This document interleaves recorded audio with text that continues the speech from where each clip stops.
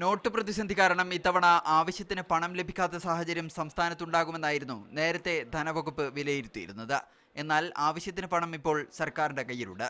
മതിയായ നോട്ടുകൾ ലഭിക്കുമോ എന്ന കാര്യത്തിൽ ഉറപ്പില്ലെന്ന് ധനമന്ത്രി ഡോക്ടർ തോമസ് ഐസക് വ്യക്തമാക്കി. പെൻഷൻ, ശമ്പളം എന്നിവ സർക്കാർ നൽകും, പണമുണ്ടെന്ന് ഞാൻ പറഞ്ഞു. പക്ഷേ 1400 കോടി രൂപ വായ്പ എടുക്കാനുള്ള ഏർപ്പാടും ചെയ്തിട്ടുണ്ട്. അതോടുകൂടി സർക്കാരിൻ്റെ കയ്യിൽ പണമുണ്ടാകും. കറൻസി തരേണ്ടത് കേന്ദ്ര സർക്കാരാണ്.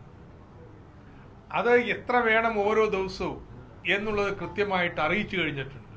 അതനുസരിച്ച് കറൻസി കിട്ടിയാൽ സംസ്ഥാന സർക്കാരിന് കൊടുക്കാൻ പ്രയാസമുണ്ടാകും. കഴിഞ്ഞ മാസം സംസ്ഥാന സർക്കാരിനുണ്ടായ ചെലവിൽ 1119 കോടി രൂപയുടെ കുറവുണ്ടായതാണ് ഇതിന് കാരണം. സർക്കാരിന് ശമ്പള പെൻഷൻ വിതരണത്തിന് ആവശ്യമായ നോട്ടുകൾ ലഭിക്കാത്ത സാഹചര്യം കഴിഞ്ഞ മാസം ഉണ്ടായിരുന്നു.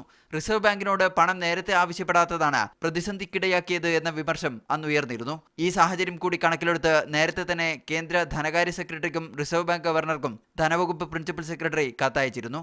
ആദ്യ ആഴ്ചയിൽ ട്രഷറിയിൽ 1109 കോടി രൂപയുടെ നോട്ടുകൾ എത്തിക്കണമെന്നാവശ്യപ്പെട്ടായിരുന്നു കത്ത്. മലപ്പുറം ബ്യൂറോക്കൊപ്പം PB ജസീം, മീഡിയ 1, തിരുവനന്തപുരം.